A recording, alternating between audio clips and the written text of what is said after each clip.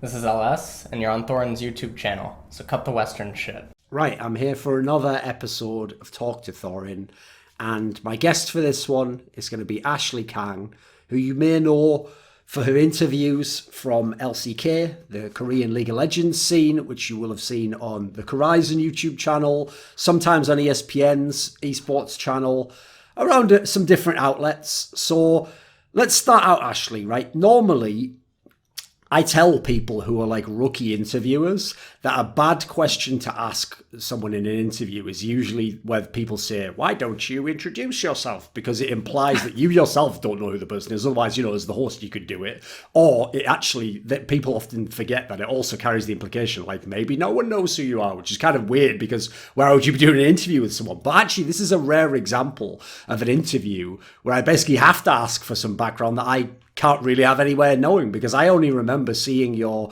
work when you began in 2018 with some of the LCK interviews. Obviously, initially, I was just watching the interview to see the player and his questions, and over time, we've come to know more about you as a personality. You've appeared on some shows, etc. And now you have kind of a name of your own, a profile of your own. So the real question for me is, were you in any way involved in esports in years before 2018? Were you at all in the industry? No, actually, I started working in esports in 2018, and before that, late 2017, I was making a bunch of Reddit threads on League of Legends Reddit, and that's how I first started on esports. But doing it professionally in full time, that was only from 2018 summer, about July.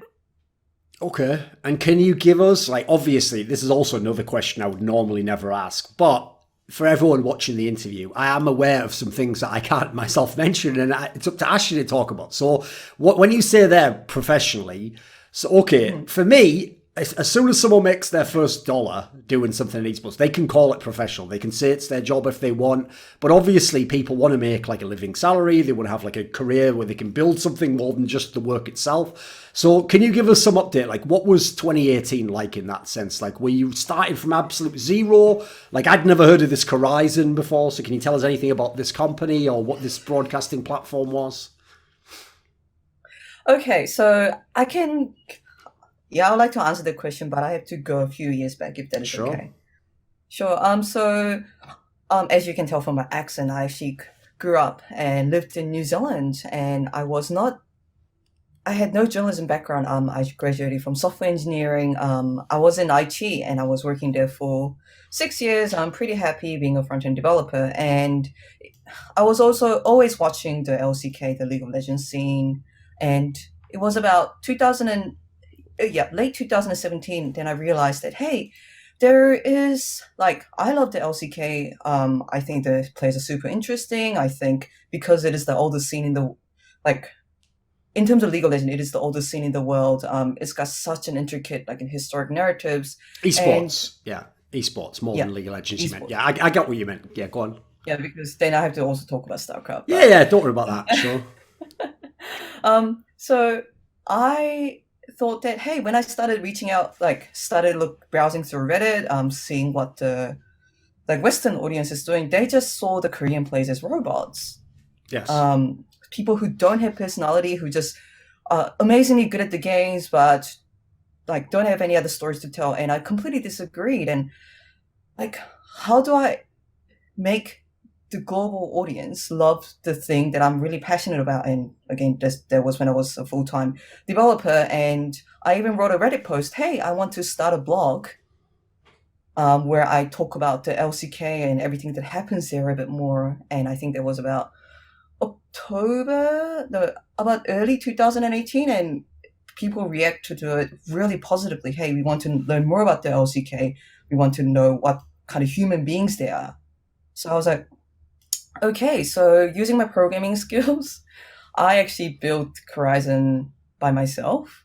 I actually haven't made this fact public because until now, I was worried that because it's a outlet that's run by a single person, people would discredit it, but I think it's a bit too late at this point. So I made Korizon, and I kept posting interviews there, and one day, hey, I had been working in a stable job jobs for 6 years, and I could continue living my life in New Zealand and grow up to be a like professional career woman, or I could go to Korea, not expecting it to work out, but I'll go to Korea, start interviewing the players, and see how it works out. So I took about $15,000 New Zealand dollars out from the bank, and I told my parents that if I run out of this, I will come back to New Zealand, because at that point, I was pretty sure that esports wouldn't work out. So I came to Korea and I applied as a media on the Korizon. That worked out, and I turned up and I started interviewing players, and I started posting it on Twitter and Reddit, and people loved it because of the language and cultural barrier. There was rarely any video interviews about the Korean players before. If you go through a translator, it doesn't feel as relatable, and the rapport is lost in that act of translating. But I will interview the players directly in Korean and translate it to English. And in order for someone to do that, you need to have an understanding of the game and fluent in Korean and fluent in English. And people keep wanting more, and I keep producing it. And I was making no money, but I was just caught up in the whole journey. I was doing what I loved, and I was learning more about the scene. And it was Worlds 2018 when ESPN approached me. They liked my video interviews, and they thought, hey, can you do what you're doing, but with us during the course of Worlds? And I said yes. And I covered the Worlds with them, and that was the first esports money that I made about 4 months after I came to Korea. Okay, right. There's a lot of topics in there we can tease apart and talk about separately. So one that I would actually like to ask just initially, again, setting up who you are, is when you said there that you come from New Zealand, like that's where you lived, etc. Were you actually born in New Zealand? Were you born in Korea? How long have you lived in each country? So I was born in Korea, and I was born in 1989. That's a pretty old age in esports. I moved in New Zealand when I was 10, so 1999. And since then, I've lived in New Zealand. I graduated high school, university, Okay. Because actually, I think one area where when you were talking, like you alluded in the past to the fact that, fans don't really relate to the Korean players, which has been a long-standing problem in esports for many, many years, like more than 10 years, I'm aware. And also, you kind of hinted at some of the problems actually with trying to do interviews with people who only speak Korean and then present to a Western audience. So there's a lot in there we can get into. So the reason I asked the question of what countries you'd lived in is one of the first things I was actually surprised by is that even though you have very fluent Korean and it's clear that you're like connected to that culture, this is one thing that's very rare. It's very rare there's someone who seems to be like fully fluent in both Korean and English. Like I've seen a lot of people, I had some friends in Korea who had fabulous Korean because they were Koreans, they were very intelligent, but then their English was like, it was good enough they could talk to me, it was conversational, but I wouldn't if they were to write something in English, they would probably ask me to check it, or the other way around. So a famous example would be like little Susie came. So yes, she conversationally is fluent in Korean, but she would even tell you herself, like if she had to do like a written exam or something, her level wouldn't be as high as a native person because she's lived in most of her life in America. It makes total sense. So even just on the language area, before we get into game knowledge, I don't know if there's been anyone from recent memory who was like really good enough at both sides of the language that they could do as good a job as you're doing. What do you think? Hey, I actually feel really flattered at this moment to be compared to Susie, who I really respect. Yeah, like when you say that, I can't think of a single person at the moment because, again, I'm quite new to esports, so I can only speak from the recent memory. Sure. I can't think of anyone who's fluent in Korean and English, and it goes even deeper. It's not just about the language, but being fluent in the cultural aspect. Right. Some of the interviews that we do in LCS, very direct question, wouldn't sit well with the Korean players who are more used to like indirect question, like respecting the player respecting the interviewee and the interviewer respecting the player. So also being able to be fluent in the Western audience and what they want in order to translate that so the Western audience relates to it. So I think there is a cultural aspect to it, and I do definitely think that I am fluent in the both culture. And I don't know what yeah, if you ask me what happened, I went to New Zealand and I never forgot Korean, and I kept up with like what's going on in Korea, including a big part of it was keeping up with the Korean esports scene, and I Sure. just maintained the both aspects. Okay, and then coming to the other part, which is basically kind of the same topic, is like when you talked about, like, you referred to the infamous thing, you said they're kind of like robots, because that is a famous thing they said. The thing we used to say in StarCraft 2, this was the term in the foreigner community, was like faceless Korean, because what they meant was like when they saw Korean in the bracket, like they could see what he did in the game, but as far as they were concerned, they may as well have all been the same, because they all gave the same answer, they all said the same famous line, cheer for me and I'll show good games. They all said, I hope to win the tournament. It's like they all said the most generic answers ever, but that is it, with the caveat that obviously those were interviews either with someone who was fluent in Korean and could themselves only give very simple, like condensed versions to the English audience, or it was someone who was an English interviewer but going through a translator. And as you've alluded to, often that in itself is going to cause issues. Like, for example, just as a quick aside for people watching the interview, one thing that makes esports translators, and technically the term is interpreter anyway, but the thing that makes esports interpreters different to the top people that you might see doing like a United Nations meeting is the reason why the United Nations guy gets thousands of dollars per hour for his work is he has to be able to live translate everything that is being said while he's hearing it. He's speaking. It's almost like when people play those instruments like the didgeridoo, where you have to breathe in while breathing out at the same time. It's a skill you have to learn, whereas a normal interpreter is just someone who has some level of language skills and usually listens for a while, then interprets part of it, then figures out how to say it. And so in that process, it's understandable a lot can be lost, and then especially if you transfer that to another person. So on this angle of how to sort of like relate Western fans to Koreans, and touching on cultural things, how to sort of like translate a cultural concepts like an idiom or, the very particular phrasing. I mean, one thing that a lot of people who are Westerners might not know about Korean is it has different, it has the formal and the informal, and these are like very different as to how you phrase these things, like what kind of your tone is when you're speaking to the person. Whereas in English, you can sort of look at the words more and see that in that sense. So what would you give as some of your tricks, or what are some of the things that you have to do, do you think, to be able to open up a Korean player's personality to a Western audience, so that they don't just see them as, oh, that's a guy who's a really sick player, but he doesn't have a personality, or he's just a robot, as you say? So number one, there is a big gap between like that we are all trying to solve between the Western, what gets exposed in the Western world and what we see in the Korean world. So like the on-camera interviews that we do after the game, like the games, like the one that gets broadcasted on the mainstream, will have to be short and will have to be generic. And those also turned out to be the ones that gets translated on stream, and they have to be shallow. So there are some Korean media outlets that do like more in-depth interviews, but they never get exposed to the Western audience. And Sure. that's when I started like, doing, hey, like let's interview the players. But number one, I think this gets memed on the Korean Reddits a lot, but the Korean fans are very harsh to their players. Yes, all esports fans can be critics to a certain extent, but Korean fans can be very harsh. Like if you say something, even if it's just a bit wrong, like they will get flamed.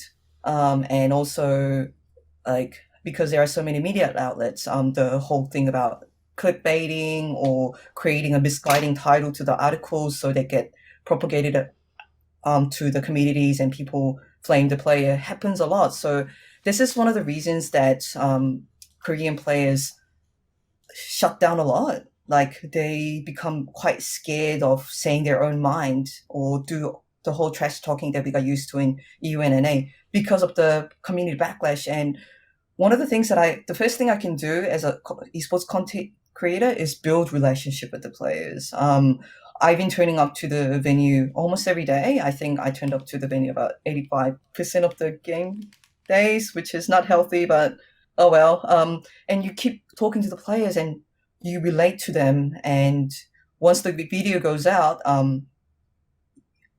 it's not edited, which is quite often happens in Korean interviews where this is where a lot of the miscommunication happens. And slowly they open up more. Hey, this is Ashley Kang. She asked some tricky questions, but she's not going to hurt us. She's going to make a weird tagline and make me look bad on the Korean communities. This is the first thing. And like, second thing is, I feel that a lot of the Korean medias in the media room are quite impartial. I don't know why. Like, perhaps the esports media is older in Korea, so the journalists are a bit more impartial. But when I look at, like, when I interact with like journalists from EU and NA, they are passionate, and they, like, even though you are a journalist and you have to stay neutral, they care about the scene and they got the players. And I don't always get that sense in the Korean media room, like some of the older journalists. So I feel what I can do is, hey, this is a conversation when I interview the player. This is what I tell myself when I walk into the interview room. This is a conversation. Like, interviewing the Korean players will always be hard because they get burnt by the community a lot. So I'm going to listen to them. I'm here to hear what you say. If you're happy, I'm going to be happy. If you're sad, I will actually feel sad. And this is an intense rapport building situation. And I would like to think that this gets related to the players. And over the course of the time, I feel like the quality of my interviews have increased and I can ask deeper questions. And for the third one,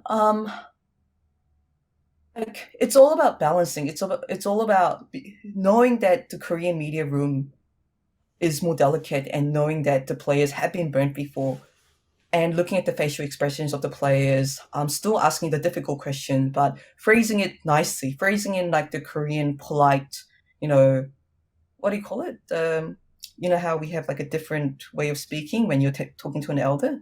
Yes, a formal, informal. I would assume it's the right. Using the formal. Yeah, exactly. Like using the formal language, like still speaking those questions, but saying it in like a really polite, kind way. For example, if I am questioning SKT Mara, hey, Mara is older than other players in the LCK, so how does that impact you as a player? And do you agree with the opinion that age does impact your performance? I wouldn't just say that. I'll have a whole lead up, like, sentence where I say, hey, Mara, you've been around in LCK for many years and you've been playing in a lot of the regions, and many people might say that you are older than the medium age of Korea. However, you have still kept up the top-notch performance and you're now playing for one of the top teams in LCK, and then ask about his age. Okay. When you said before about, the whole angle that like people think they're like robots, etc., I can actually give a very brief explanation of my own path in this sense, because when I first became interested in Korean esports was during the Brood War times, but it wasn't that early on in it. It was maybe, I think it was about 2009 I started watching, so about 10 years ago. And this was a time when there was almost no Western media, basically. Like, there was people on Team Liquid's website who used to translate stuff, but that was fan-generated stuff generally. It was like a community effort. It wasn't like there weren't big channels with interviews that were Westerners, etc. It was mainly Korean stuff, and we just had to kind of like survive on whatever we got. And at the time, I actually had the same problem, which was when I first started watching StarCraft, and I would listen to interviews and watch the players do the ceremonies and stuff, I would think to myself, man alive, these guys are boring. Like, it's like, in the game, they're showing me all this like diversity of play and playing styles and strengths and, unique little touches to who they are.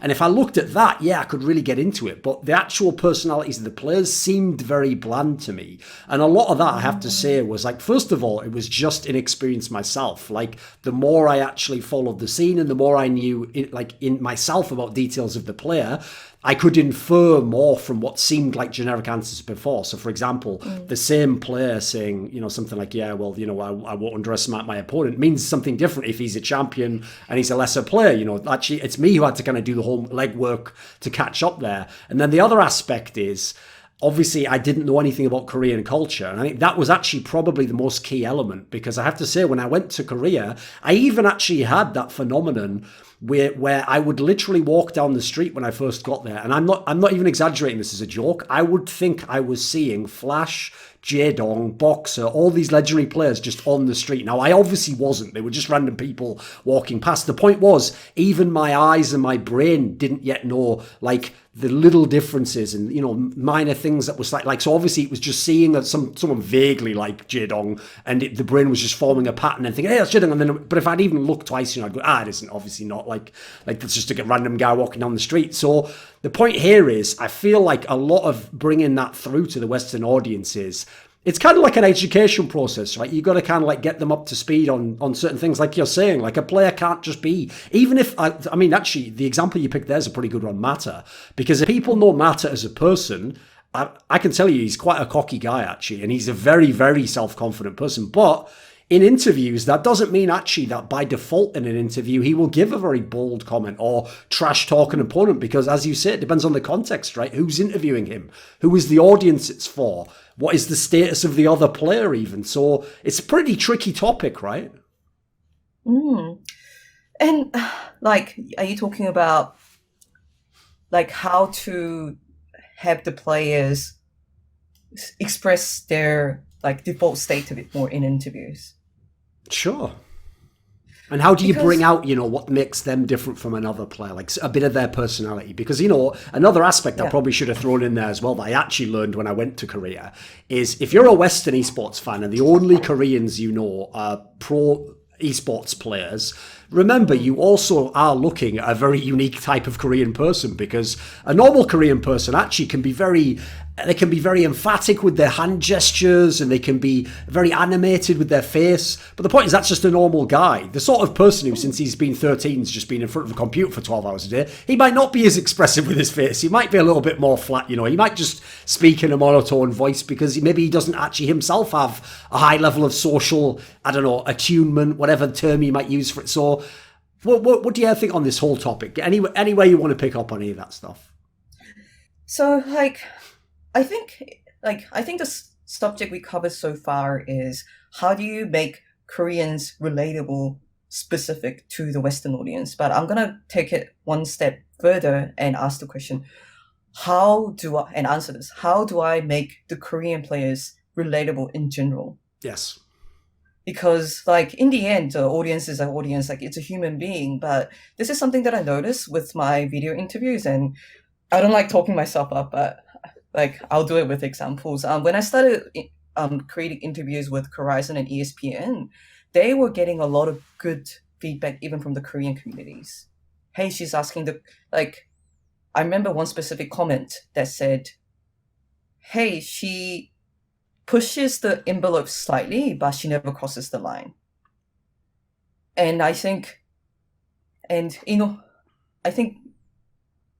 like, it's such a delicate dance, like, interviewing the Korean players. And again, that's because the culture expects them to be shut down, and, like, you know, you expect it to be polite. And if you say one thing bad, you have to also be quite humble, right? Like, you're not supposed to kind of talk yourself up a bit, right? Being humble is a virtue in Korea. And being that generic person who says the polite stuff all the time is thought to be the virtue in Korea. But however, both, especially the Western fans and also the Korean fans, now want to learn more about them as human beings. And all I can do, again, is go into the media, like, go into the player room and keep looking at the players, like, keep building rapport with them. And hey, like, I'm not just interested in asking generic questions, and I also want to learn more about you. I want to know your doubts, and I want to learn, not that, like, I don't want the generic answers about, like, you know, you love all the teammates and, you know, you're going to work harder, and ask specific questions, but also knowing that I'm in Korea, Seoul, and talking with a person who grew up being taught that politeness is a virtue, and making them feel safe that you can give me those thoughts, like, and this is still going to be the safe interview. Because yes, like, the Western world is going to see like the Korean players who are like robots, and yes, there is a bit of a cultural barrier that gets lost in translation, but also I think it's a problem that the media in Korea itself face too. Right. Not being able to get the deeper level questions out of the players because of the community backlash and being told that, and the expectation, right? The cultural expectation of who you're supposed to present yourself as, or who you should ideally be if you're the best pro or something. Always be polite, like, you know, don't make any conflicts, and our perception, Korea's perception of what a conflict is much more harsh than the Western audience. So how do you get around that and make the players feel that they're not going to be misrepresented, while also giving them the interesting question and building enough trust so you get interesting answers? Okay. Can you give me... The process is much harder in Korea. Yeah, keep going. The process is much harder in Korea, that's all. Can you give me an example of a player where they have a good personality, or they have some, like, maybe some spicy or some interesting elements, and you were able to bring it through in an interview? Like, you feel like you got that out of them, like you got them with the right question, or maybe it's just a topic. Can you think of a good example of someone who was able to show their personality on camera that you've done? Like... Or just one of your favorites? I think a good example is a showmaker. Many people may not know showmaker, but that one just springs up to my mind because there was one of the more recent interviews that I did, and he's a very shy person. And I think when you give him like a really generic questions and act impartial, that he's gonna default to his training. That I'm just gonna say the right answers that are always repeated in the official interviews, and he's gonna say the same thing all over again. But number one, I built up a good relationship with Showmaker, and I had a few game-related chats with him, and he understood me back as a human and also someone who understands the game. And like, I asked him, like, hey, like, where are you as a player? And I think I've only shown you 50% of what I'm capable of, which is quite a toned down trash talk in Western audience. But like, I think that was one of the first times that Showmaker was actually that open about how good it is. And what's another example? Let me think. Can you think of any interviews that you watched recently on Korizon or ESPN that... Let me think. I think usually, I mean, to be fair, he also can be quite outgoing with other people, but I've always found when you do interviews with Peanut, he seems like he gets into the vibe and finds it kind of fun. Like, it's Peanut's personality, but also I think I was actually able to ask Peanut, hey, did the fear of relegation impact you anyway? And funny thing is, most Korean media wouldn't even ask that question because that's too controversial in the Korean perspective. Okay. Yeah. So, but I was able to ask that question, and he said, yeah, like, you know, he gave me like a whole rundown of, like, you know, what he visualized if he ended up going to relegations. And yeah, he was a bit scared, but he was also like just determined to look at the next games. But like, hey, but it was totally in his mind, like, what if I go to the relegation? And in Korea, I think it's like a sin to say bring up any negative subject. Ah, okay. I almost feel that way, and because he was out of the relegations now, like, it would depending on how I worded it, it would be almost impolite for me to ask Peanut, hey, like, but you were that close to relegation, so how do you feel about it? A topic I wanted to broach with you, because I'll have to set this up, okay? So there was a situation, I'm trying to think how long ago it was now. And you're also interviewing a Korean, so you have to ask the harsh questions. I think this was maybe a month ago, where what happened was Monte Cristo on Twitter made a complaint, which is actually quite a typical complaint for people who are long-time industry veterans, which is they say, you know, like, why do people always ask how do you feel after after a game? You know, like the problem is to people who are veterans and who, you know, they want like a really in-depth set of questions and answers, and they want like really tactical insight, and they want like, to them, they think this is like a pointless question. They think it's like a question that you only ask if you're a beginner, or you don't really understand interviews. And there was a whole side thing that came out of it that we won't go into, where people tried to attack me because for whatever reason they misunderstood, or maybe I miscommunicated my point, where my basic point was this, is that from knowing lots of interviewers and being one myself, a difference over the years I found when I talked to female friends of mine who were interviewers or colleagues was when I asked some of them, why do you ask that question? Because to me, if I asked that question, like, I'll be honest, I wouldn't really even care what they answer. Like, I'm not really somebody who's super in tune with people's feelings and stuff, you know. It's not even really something I would think of, you know. I would never really think to ask, well, how do you feel emotionally after that, you know. So, but what I found was when I talked to some of these people, it wasn't that they were all beginners or idiots or just don't know interviewing technique. What some of them told me basically was, oh, I just ask that to kind of get a feel for where the player is for myself, so I can tell for later in the interview. And I noticed, actually, this is why I'm asking you, this is what you actually yourself, as this like debate was going on online, you said exactly this in some tweets, that something along the lines of like, when you ask that question, you kind of get a sense for where you're going to go with your questions elsewhere, right? So can you give me like a longer version of that, or some explanation for what you meant?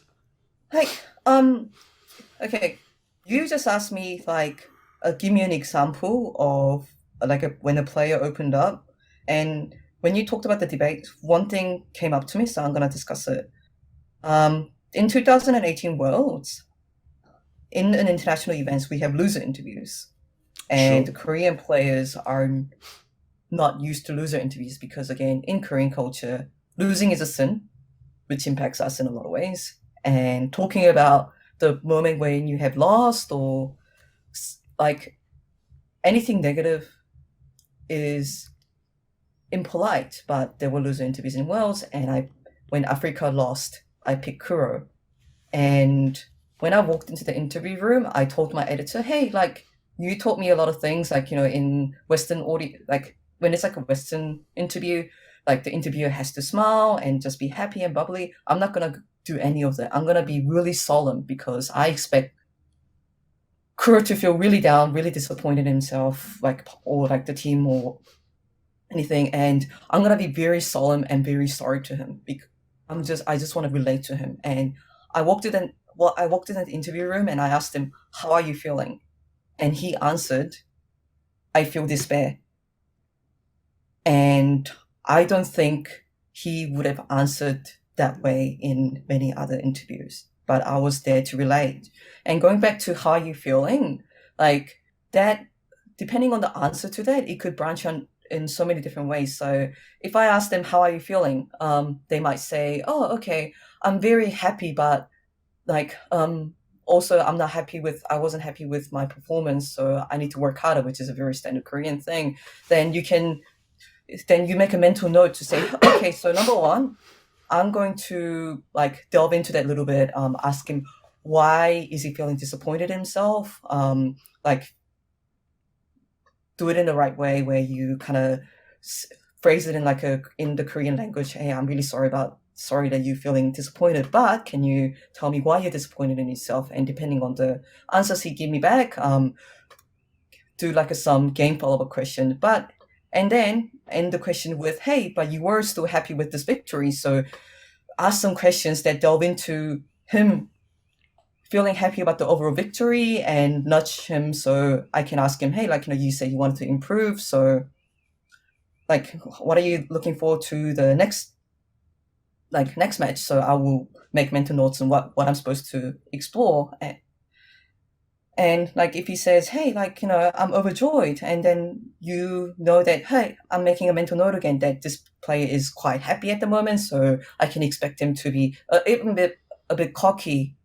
And I'm going to ask him some flary questions, such as, if you compare yourself to other mid laners in LCK, where do you rank yourself? Because he's in a happy mood, I know that I can ask those kind of questions and not get generic, polite answers. Oh, I don't think I'm that great. So I'm looking at the player, like looking at where he smiles when he says the sentence, I'm happy, but I also need to improve. Like, I'm looking at his body gesture. I'm picking up I'm looking for some keywords in his answers. For example, if that person talks about the fans, I'll probably ask something about the fans. So it's a very organic process, and I think that's something that a lot of interviewers miss, that it's a conversation, not a Q&A. Yes. Okay, Because one if thing you're talking to go on. if you're talking to a friend, like, you know, like, don't go through a list of questions. You don't ask, hey, how are you? How has your day been? Are you happy about that? You don't do that. You're looking at your friend, and is he happy? Is he sad? How can I make this person feel better? How do I find out, like, you know, how his day's been? So depending on what his answers are, the conversation might go in any ways, and it's just the same in an interview. And by you doing that, you are going to have better, more like true answers. Since you alluded to earlier on the fact that you also have game knowledge about League of Legends, that is another thing that makes like the Venn diagram of what you're covering at the moment in Korea. It's like it's basically just you. That's it. Because not only do you have fluent English and fluent Korean and understanding of the culture, but you know something about the game. Like, you're not just someone who has a generic interest in esports or works in 10 different esports. And, you know, this week you're doing an interview with the winner of a StarCraft tournament, and next week it'll be someone in America who's Call of Duty. So, you know, they don't have to have that skill set. What's your background in League of Legends? Like, you seem like someone who's watched quite a lot. I started playing League of Legends in 2012 so I was visiting Korea for a month, and after a week I was completely bored. And actually, before League of Legends, I was playing Dota a lot. I was always a bit of a gamer girl. Maybe it's like an IT thing, but I was always playing a lot of games. And back in like 2009, 2010, I played the original Dota a lot, which is like the Warcraft mod. Yes. And I was playing that a lot in uni, and fast forward to 2012, and I was a super bored in Korea. I'm like, oh, fuck, I don't know how to take subway. I can take subways now, but like, I was a bit scared of Korea, and I'm like, I was kind of scared of going out. I was like, I don't want to go out of my room. It's also really cold. What should I do? And I asked my friends, hey, like, can you recommend me some games? And someone said, hey, if you enjoy Dota, you should try this new game called League of Legends. And I made an account, and maybe that was a terrible life choice, starting to play League of Legends, but because that led me to where I am now. And I kept playing. Even when I came back to New Zealand, I kept playing. My first champion was Warwick. I was playing jungle a lot. And then I moved into top lane, and I started playing Hecarim for a while, and now I'm a Narcissus one-trick pony. And yeah, kept playing the game throughout all those years. And in terms of esports, because I was playing League of Legends a lot, I was looking for like Thresh.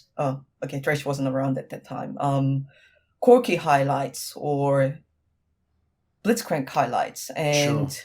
on YouTube, this was back in when YouTube was only on 140 like pixel rate, and YouTube kept recommending me all this games from this thing called OGN, and I was like, oh, what is this? I didn't know that League of Legends was being played in like a competitive scene, and I started looking at the highlights. Oh my god, those are so amazing! And I remember making this text file where I copied and pasted all the links of MedLife highlights, and I'll revisit them every few weeks because, you know, MedLife is awesome. And then I started like watching some of the replays in OGN, and I remember Flame. I remember watching, not live, but a replay of Faker making his debut and Ambition getting solo killed, and yeah, you just keep up with it. Like, you find something passionate and it becomes part of your life. As people might be able to tell by the tone of some of your answers in this interview and when you've appeared on Listen Local, you, in one sense, one way that you do seem very Korean culturally is you always seem, when you're saying something, to be like analyzing or second guessing, like, is that actually the correct thing for me to say? What are people thinking of what I'm saying in that sense? Which is a very Korean thing to do. Like, in Westerners, a lot of us, we just kind of like say what we think and then suffer the consequences. So the question I have is this, to tie it into the game knowledge aspect, right? In an interview, if you ask someone something that uses game knowledge, like you make a statement about their play, or perhaps they made a mistake at this point in the time, or was this the correct move, are you someone who struggles to have confidence doing that? Are you bold when you do it? A little bit. Part of it is because I'm in the Korean media room, I am also not free from some of the criticism that might eventually land at me. I've seen some interviewers get flamed for the most basic questions or statements. So if I'm hanging out in a bar with a friend and I'm asked to analyze SKT versus Griffin, I will have some very strong opinions to say. But because I'm tied to the Korean media outlet, some of those opinions may not get propagated to what I say in the public. And because I go through all this thinking process, I guess I do relate to the Korean players more. Okay. Right. When you said before, so you were looking at all these Mad Life highlights, who obviously back then was particularly a great highlight player, had a lot of exceptional moves, and people, I think only half jokingly, called him God, Marmon, he's such an incredible player. When you actually interview players like that, so of that kind of stature, someone, it could literally be Mad Life or a Mata, Faker, these stature of players, not just good players, but legendary players. In line with that, are you someone who, is it difficult to be confident when you interview them? Is it difficult to ask tough questions? I mean, I ask this actually genuinely interested myself, because that's obviously an area where, I mean, what would be a personality defect elsewhere, not really caring what people think, actually helps me in interviews. I can kind of just say what I think. Like, yes and no. I will be nervous on an interview because I would want that interview to be the best I can possibly do. And I know that there are so many things that I have to navigate through in order to make that interview interesting. And I am a very harsh critic of myself. People who follow me on Twitter would know that I do sometimes have mini breakdowns where I come out of an interview room and I hate myself because I always want to do better. But do I get starstruck? Not that often. Because for me, every player in the LCK are important to me, and I care about them and I'm interested in them. I would only be very slightly more nervous for a Faker interview than an interview with the sublet jungler of Jiangheng. Okay. Because I respect and have a lot of love for the scene in general, and because that love and respect translates to every single player who is part of the scene. So yes, I will get nervous because I'm like, I want to listen to you, and when I'm listening to an answer, I'm thinking of how do I direct the question next. Did I remember all the details in the last game correctly? So all this thinking process will make me nervous, but not because of a specific player. And one of the biggest things that I've learned coming to LCK, and one of the things that the mindset that has benefited me when I walk into the interview room is they're also humans, and sometimes they're more nervous than you, even though they have been doing this much longer than you. It's going in with that understanding and knowing that to be true. Okay. I don't know how much you want to say on this, so I leave it completely up to you. But since, as you mentioned, you only got involved in the scene professionally, we're talking like just over a year ago, and you came in as a one-person team with your own site, which, people might not have known it was just you, but it was just you, and you did everything from the ground up. Is it the case that it's difficult to break into the Korean esports scene? Like, are they a bit resistant, or are they a little bit careful? What's it like to try and come and basically, to them, come into their city, come into their studio, start doing interviews? Are people a little bit standoffish? Yes. Yes. I know that, someone else told me that the very first time I walked into the interview room, someone said, "Who the fuck is she?" Because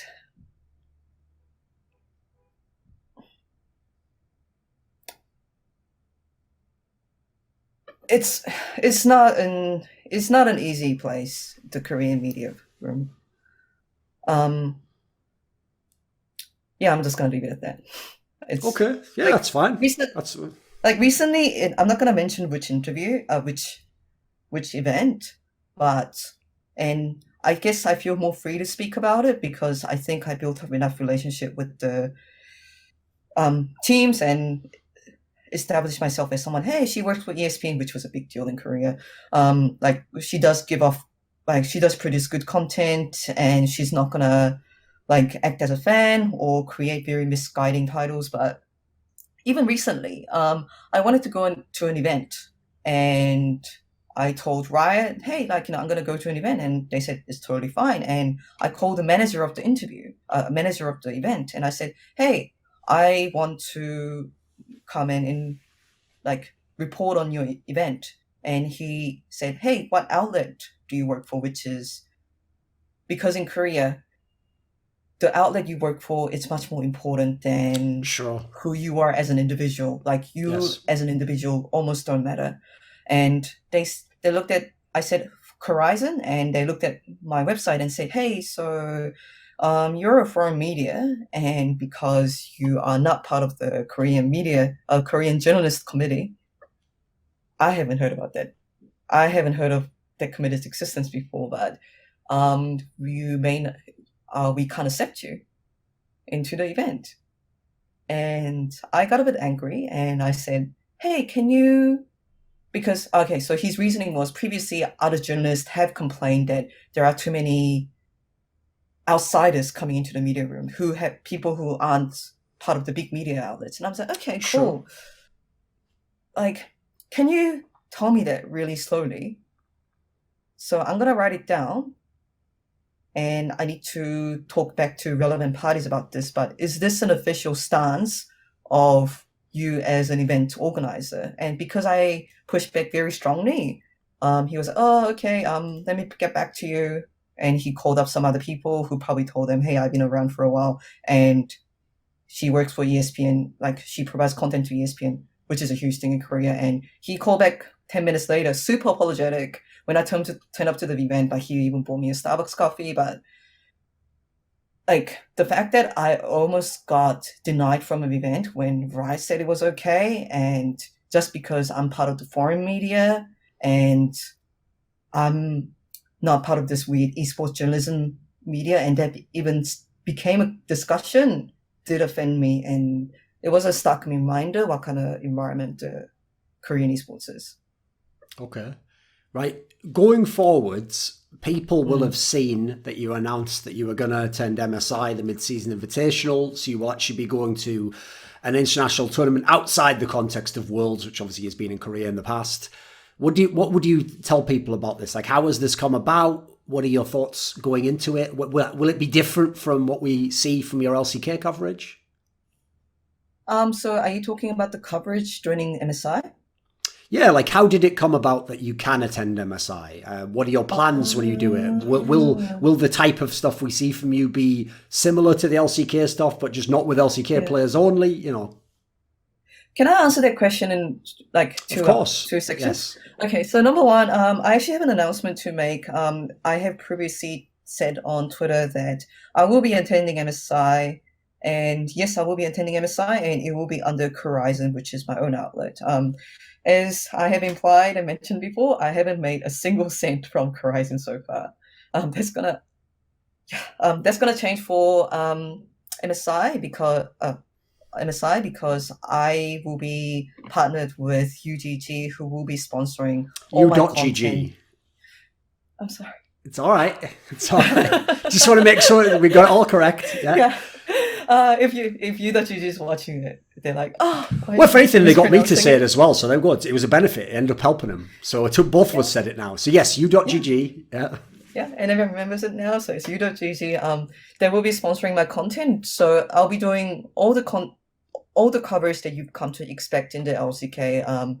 Interviews with Korean players as well as players from any other teams. And I know that other people will be doing the same types of video interview coverages in MSI, but upper ground that I will be having is any Korean interviews that I do will be in Korean. And I have always been in belief that when they do not speak English, it's better to interview them in their natural language. So they open up more. The conversation is more fluent, and the answers that are given are more meaningful. So I'll be doing that, and also I'll be creating a vlog series about my coverage in MSI in general, because when I've been doing the coverage of the LCK, yeah, people love the interviews, but people also enjoy what's been happening in the back scene. Oh, okay, she interviewed Faker, but look, Faker also unwinded the mic wire for her. That is super fascinating and shows Faker for who they are. So I'll be creating a vlog series that like shows all the like backstage like happenings in the venue and also in Vietnam in general. So that's my answer for what I plan to do in MSI. So all this content will be going up on Korizon Esports YouTube channel. That's the first part, and the second part is in terms of the content I've been creating in LCK, I'm not satisfied with them because yes, I'm doing the best I can, but that is not all I can do. There is a difference between two. I've been making about 3 video interviews per week in the Korean like media room. However, and that's because I need to subtitle them, and that is very time consuming, but I want to have more coverage. I want to do maybe 5 to 10 video interviews per week. And I also want to start creating the long form content. I remember that Thorin, you interviewed Flame back in the days on one of your reflections, and there was like an hour-long interview, and I loved them. And I think people can learn more from those kind of like longer form content. It's just that I haven't had time to create those kind of long form content. So that's on my to-do list. And also I want like NA and EU have been doing a lot, but I love one of those in real life series where you just don't interview the players in the media room, but take them out in like a different setting. Maybe the player likes basketball, so you play a bit of basketball with them and talk about that, as well as, you know, who they like, what kind of player they are, or if they love sushi, take them out to sushi. So I really want to make those kind of long form content because they're not available in Korea. And I think the Western audience would benefit so much from those kind of long form content. But for now, I just haven't had enough resource and time running Korizon by myself and just keeping up with the regular LCK stuff. I'm happy with what I've been doing so far, but I do want to do so much more. So since, as you've alluded to, at the moment, it hasn't been a profitable business model so far. It's just been to get into the industry, to do your work, to develop your craft. What do you have in planned coming up to allow you to do more, to make it a profession? So this interview is when I officially announced that Korizon, I am the CEO of Korizon, and I've been running Korizon by myself. So from now, some of this discussion already has kicked off, but I will be looking for sponsors for Korizon. And that is in hopes to make it more profitable. And that profitable means that I have more freedom and financial independence and time to create more content, more in-depth creativity, like for example, making one of those in real life series. And that'll be the first thing that I'll be kicking off as soon as this interview finishes. And the second thing is I will be launching a Patreon site. It does feel weird to ask for money outright and not for a specific job to do, but many people have reached out to me saying that, hey, I really like the fact that Korizon is around, and I've been enjoying the content that comes from Korizon, and I really want to do more. That is such a big desire in my heart. And if I do have more stable monthly income, I know that I can do more. For example, I can delegate someone else to do some subtitles, and that means that I can do even more video interviews. That's like a simple example, but I just want to do so much more. So yeah, I am opening a Patreon. I'll make an announcement on Twitter shortly after this interview has gone live, and having the monthly income will definitely enable me further. if someone, and there's a lot of people fit in this category, is a Westerner who knows a bit about Korea, like maybe they watch LCK playoffs or they watch the really, really big games and they watch them obviously internationally when the Koreans are very good, but they don't watch every LCK game. They don't watch the season every single day, play day every single week.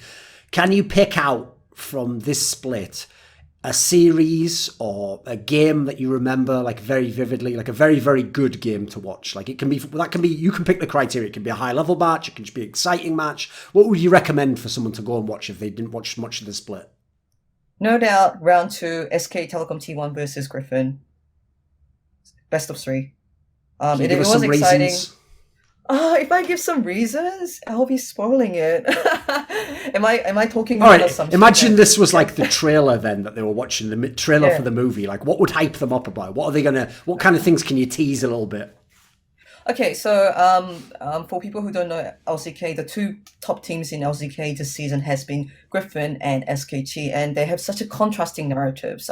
Griffin is a team that got promoted to LCK in 2018. They are made of rookies who haven't had much team experience out of Griffin. The average age of that team is about 18. Some of them are 17, some of them are 19.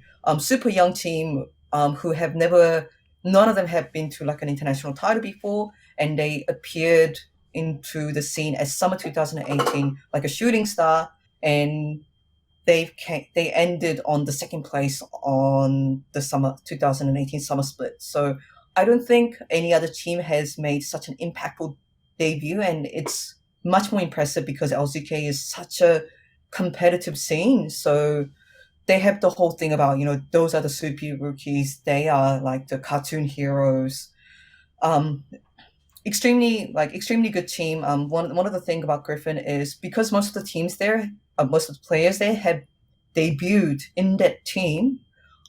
They have extremely good teamwork. We all almost joke about the hive mind, where even when they're behind on a game, like they would pull out an amazing team fight where all the individuals in the team would know exactly what to do. So good narrative, amazing team fights, very interesting champion pool. The AD carry there, Viper, is known for having played Teemo AD carry twice in the LCK. So on one side, there was Griffin, who was number 1 in LCK at the time. And at the other side, there is SK Telecom T1, who you would have heard about a bit more. Like SKT rebuilt their roster completely in 2019, centered by Faker, who is thought to be the best League of Legends player in the world, and brought other superstars. Khan from Kings on Dragon X, Teddy, who was deemed the best AD carry in 2018, Mara, who have won multiple international titles, including World Championship. So they brought all the superstars together. It is a very mature veteran players, and this was supposed to be SKT rebuilding their dynasty by bringing all this like star players, and they played on round 2 of LCK, and it was thought to be a very close-up match with SKT finding their teamwork and Griffin being on a very high momentum. And I can just tell you that went to game 3 in a series of 3. It was a very close match on every single game. It ended with a backdoor. I'm not gonna mention which team, but when I finished watching that match, okay, this is what I thought to myself, this is what League of Legends is supposed to be like, and I actually want a best of 10 from this team because everything about that series was so perfect. Like the ending, the quality of play, the team fights, the laning phase. So if you like League of Legends in any way, you should check it out, definitely. At the end of this interview, do you have anyone particularly you want to thank or say hello to, or anything you'd like to mention additionally? I want to thank the casters in the LCK. So when I came to Korea, I didn't actually know that much about Korea, and I booked a bunch of Airbnbs. I came with the one big trunk, and I was feeling pretty lost. I quickly got to know the LCK casting crew in Korea, which is Papa Smithy, Atlas, who I call Max, Valdez, and at that time, Wolf and Seth were also around, who's now in LA to cast Overwatch, and they kind of adopted me in their big family of esports, and they told me to believe in myself, and if you keep what you're doing is great, and just gave me a lot of helping hand when I landed in this foreign land without any family or friends. So without them, I actually wouldn't be here, and even to now, they're my good friends, so I really want to thank them. 감사합니다. Oh yeah, thank you, Thorin, for this interview and giving me,